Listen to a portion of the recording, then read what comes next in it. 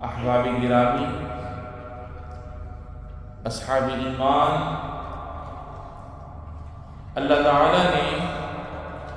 انسان کی فطرت میں یہ بات رکھی ہے کہ اسے اپنی عزت نفس اور اس کا اکرام و اعزاز محبوب ہوتا ہے، بلکہ اللہ رب العزت نے نفس انسانی کے اکرام و احترام کو انسان کی آبرو برقرار رکھنے کا ذریعہ بنایا ہے۔ تو جو شخص غرور و تکبر سے بچتے ہوئے اپنے مقام و مرتبے کو پہچان لیتا ہے، وہ در حقیقت اپنے نفس کو اکرام و اعزاز بخشتا ہے، اور جو اپنی قدر و قیمت جان لیتا ہے وہ اپنے نفس کو سربلند کرتا ہے، اس کی شرافت و ناموس کی حفاظت کرتا ہے۔ نبی کریم صلی اللہ علیہ وسلم نے اپنے اصحاب کی بھی ایسی ہی تربیت فرمائی تھی، چنانچہ وہ شرافت نفس کے اعلیٰ مقام پر فائز ہوئے اور ایسی ہر بری صفت سے ان کا دامن پاک رہا جو ان کی قدر و منزلت گھٹاتی یا ان کی عزت و شرافت نفس میں کمی کا باعث بنتی، بلکہ انہوں نے ہر ایسے عمدہ اخلاق سے اپنے آپ کو مزین کیا جو ان کی عزت نفس کو بلند کرے اور ان کی سیرت کو خوبصورت بنائے۔ چنانچہ حکیم بن حزام رضی اللہ عنہ فرماتے ہیں کہ میں نے رسول اللہ صلی اللہ علیہ وسلم سے کچھ مانگا تو آپ صلی اللہ علیہ وسلم نے مجھے عطا فرما دی، میں نے پھر مانگا تو آپ صلی اللہ علیہ وسلم نے پھر عطا فرما دیا، میں نے پھر آپ صلی اللہ علیہ وسلم سے سوال کیا تو آپ صلی اللہ علیہ وسلم نے مجھے پھر عطا فرما دیا اور فرمائے یا حکیم ان ھذا المال خدیرۃ حلوہ ای حسن محبب الی النفوس فمن اخذه بسخاوۃ نفس بورک له فیہ ومن اخذ باشراف نفس ای بتطلع وحرص لم يبارك له فی كالذی یأکل ولا یشبع الید العلیا خیر من الید السفلی خیر من الید السفلی، یعنی اے حکیم یہ دولت بڑی سرسبز اور بہت ہی شیریں ہیں، لیکن جو شخص اسے اپنے دل کو سخی رکھ لیتا ہے، سخی کر لیتا ہے تو اس کی دولت میں برکت ہوتی ہے، اور جو لالچ کے ساتھ لیتا ہے تو اس کی دولت میں کچھ بھی برکت نہیں ہوتی، اس کا حال اس شخص جیسا ہوگا جو کھاتا ہے لیکن آسودہ نہیں ہوگا۔ اوپر کا ہاتھ یعنی دینے والا، نیچے کے ہاتھ یعنی لینے والے سے بہتر ہے۔ حکیم بن حزام رضی اللہ عنہ کہتے ہیں کہ میں نے عرض کی اس ذات کی قسم جس نے آپ کو سچائی کے ساتھ مبعوث فرمایا، اب اس کے بعد میں کسی سے کوئی چیز نہیں لوں گا یہاں تک کہ اس دنیا ہی سے میں جدا ہو جاؤں۔ عزیزان محترم، اپنے اندر خودداری کی یہ صفات پیدا کریں، کیونکہ جسے عزت نفس کا پاس ہو اس کے نزدیک یہ عظیم ترین صفت ہے، جو رب تعالیٰ کے سوا کسی اور کے آگے دست سوال دراز کرنے سے اسے روکتی ہے، اور وہ ایمان و یقین رکھتا ہے کہ اللہ تعالیٰ ہی کی ذات ہے جو القوی العزیز ہے،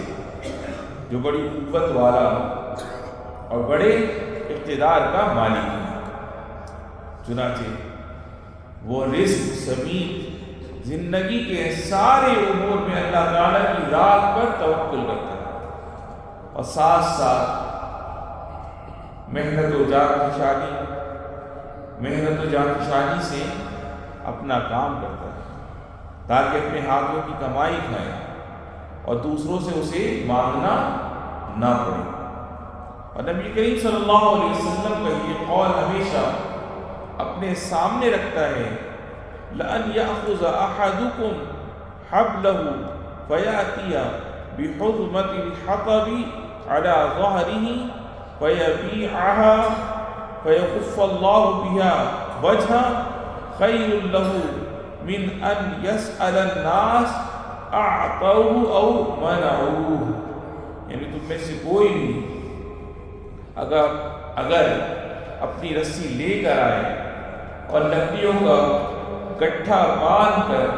اپنی کمر پر رکھ لے اور اسے بیچے، اس طرح اللہ تعالیٰ اس کی عزت کو محفوظ رکھ لے گا۔ تو یہ اس سے اچھا ہے کہ وہ لوگوں سے سوال کرتا پھرے، لوگ چاہیں تو دیں یا نہ دیں۔ عزیزان محترم، جسے عزت نفس محبوب ہو وہ بھلا کیسے لوگوں سے اپنی حاجت روائی کا سوال کر سکتا ہے؟ اس کے دل میں تو بے نیازی ہوتی ہے، وہ لوگوں کے مال و اسباب کو نظر بھر کر دیکھنا بھی نہیں چاہتا، اور اس کے شایع نشان بھی نہیں ہوتا کہ اپنی ضرورت کی خاطر کسی کے پیچھے پڑے۔ اور کہا گیا ہے، اطلب الحوائج بعزت النفس فإن الأمور تجری بالمقادیر، یعنی اپنی حاجات عزت نفس کے ساتھ طلب کیا کرو، کیونکہ سب معاملات تقدیر کے ساتھ جڑے ہوتے ہیں۔ چنانچہ جو عزت و شرف والے رزق کا طلبگار ہو تو اسے چاہیے کہ حصول رزق کے لیے سنجیدہ محنت و کوشش کرے، نہ یہ کہ ہاتھ پہ ہاتھ رکھ کر بیٹھا رہے اور سستی و کاہلی کا شکار ہو جائے، کیونکہ اللہ رب العزت کا فرمان ہے، هُوَ الَّذِي جَعَلَ لَكُمُ الْأَرْضَ ذَلُولًا فَامْشُوا فِي مَنَاكِبِهَا وَكُلُوا مِن رِّزْقِهِ وَإِلَيْهِ النُّشُورُ۔ وہی تو ہے جس نے تمہارے لیے زمین کو نرم کر دیا، سو تم اس کے راستوں میں چلو پھرو اور اللہ کے رزق میں سے کھاؤ اور اسی کے پاس دوبارہ زندہ ہو کر جانا۔ میرے بزرگوں اور دوستوں، جسے اپنی عزت نفس کا احساس ہو وہ اپنے آپ کو تکلیف و مصیبت کی جگہوں سے دور رکھتا ہے، ذلت و رسوائی کے مواقع سے اپنے آپ کو بچاتا ہے۔ نبی کریم صلی اللہ علیہ وسلم کا ارشاد ہے، لا ينبغي للمؤمن ان يذل نفسه، قالوا وكيف يذل نفسه؟ قال يتعرض من البلاء لما لا يطيقه، یعنی مومن کے لیے مناسب نہیں ہے کہ وہ اپنے نفس کو ذلیل کرے۔ صحابہ نے عرض کیا، اپنے نفس کو کیسے ذلیل کرے گا؟ آپ صلی اللہ علیہ وسلم نے فرمایا، اپنے آپ کو ایسی مصیبت سے دوچار کرے جسے جھیلنے کی وہ طاقت نہ رکھتا ہو۔ میرے بزرگوں اور دوستوں، بلند نفس انسان ہمیشہ اعلیٰ مقاصد کی طرف دیکھتا ہے، اچھے اخلاق و اطوار سے اپنے آپ کو آراستہ کرتا ہے، وہ متواضع اور فیاض ہوتا ہے، عفو درگزر کرنے والا اور حلیم الطبع ہوتا ہے، صاحب غیرت و حمیت ہوتا ہے، اپنے اہل و عیال کی عزت کرتا ہے، ان کا اکرام کرتا ہے، ان کے معاملے میں غیرت مندی کا مظاہرہ کرتا ہے اور ان کا دفاع کرتا ہے۔ صاحب علیہ وقال جو شخص قناعت کا دامن تھام لے تو یہ اس کی خوبصورت ترین صفت ہے اور اعلیٰ ترین پہچان بن جاتی ہے، کیونکہ جو قناعت اختیار کرتا ہے وہ لوگوں سے مستغنی ہو جاتا ہے، اور جو لوگوں کے آگے سوالی بننے سے بچتا ہے اس کی شان بلند ہوتی ہے، وہ سربلندی سے سرفراز ہوتا ہے، اپنی عزت نفس کی لاج رکھتا ہے،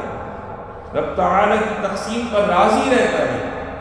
اور اس کا شکر ادا کرتا ہے، تو اس کی زندگی گل و گلزار ہو جاتی ہے، اس کا حال بھی اچھا ہوتا ہے اور اس کی آخرت بھی سمجھ جاتی ہے۔ تو بہترین عزت قناعت کی عزت ہے، اور بہترین امیری دل کا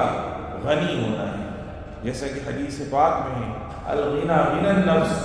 یعنی امیری یہ ہے کہ دل غنی ہو۔ یا ایھا الذین آمنوا اطیعوا اللہ واطیعوا الرسول واولی الامر منکم، اقول قولی ھذا واستغفر اللہ لی ولکم فاستغفروہ۔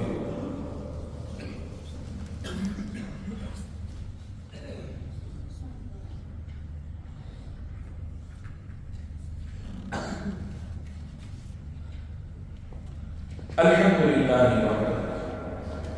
والصلاة والسلام علی من لا نبی بعدہ، اما بعد۔ عزیزان گرامی، اصحاب ایمان، عزت نفس کا حامل انسان ہمیشہ اپنی قومی شناخت پر فخر کرتا ہے، اپنی نسبت اپنے وطن کی طرف کرنے میں عزت محسوس کرتا ہے، اپنے وطن کی سربلندی کے لیے کوشاں رہتا ہے، اس کے ناموس کی حفاظت کرتا ہے۔ تو جو اپنے وطن کی عزت کرتا ہے پھر وطن بھی اسے عزت و تکریم سے نوازتا ہے۔ چنانچہ وطن کو عزت دینے اور اس پر فخر کرنے میں یہ بھی ہے کہ اس کے عالم کو بلند کیا جائے، اس کے جھنڈے کو عظمت کے آسمانوں پر لہلہاتا رکھا جائے، کیونکہ یہ جھنڈا اتحاد وطن کا استعارہ ہے، اس کی عظمت کی پہچان ہے اور اس کی عزت و شرف کی دلیل ہے۔ میرے بزرگوں اور دوستوں، 3 نومبر کو ہم اپنے وطن یعنی متحدہ عرب امارات، اس کی قیادت اور رئیس الدولہ حفظہ اللہ سے تجدید عہد وفا کرتے ہیں، یوم عالم مناتے ہیں، اور اپنے بچوں اور ہمارے بعد آنے والی نسلوں کے دلوں میں بھی اس کی اہمیت و عظمت اجاگر کرتے ہیں، تاکہ وہ قربانیوں سے بھرے نیز عطا اور کامیابی سے لبریز اس سفر کی بھرپور قوت، حوصلے اور ثابت قدمی کے ساتھ تکمیل کریں جو ان کے آباء و اجداد نے شروع کیا تھا۔ فخر و اعزاز کے ساتھ اپنے وطن کے جھنڈے کو بلند کریں اور ہر میدان و مقاصد میں یہ کہتے ہوئے اسے سلام پیش کریں، عیشی بلادی عاش اتحاد اماراتنا، یعنی اے میرے وطن تو سدا قائم رہے، ہماری امارات کا اتحاد ہمیشہ باقی رہے، اور اپنے رب کریم سے یہ دعا مانگتے رہیں، رب اجعل ھذا البلد آمنا، اے میرے رب اس شہر کو امن والا کر دے۔ اللہ رب العزت سے یا رب العالمین ہمیں ان تمام باتوں کو سوچنے سمجھنے اور اس پر عمل کی توفیق نصیب فرمائے۔ ہمیں ہمارے والدین، بہن، بھائی، بیوی بچوں کو رب العالمین صحت و سلامتی اور عافیت والی زندگی نصیب فرما، اور جن کے والدین اور بہن بھائیوں سے جو بھی تیری بارگاہ میں گزرے ہیں رب العالمین ان سب کی بے حساب بخشش و مغفرت فرما۔ ھذا وصلی اللہ وسلم علی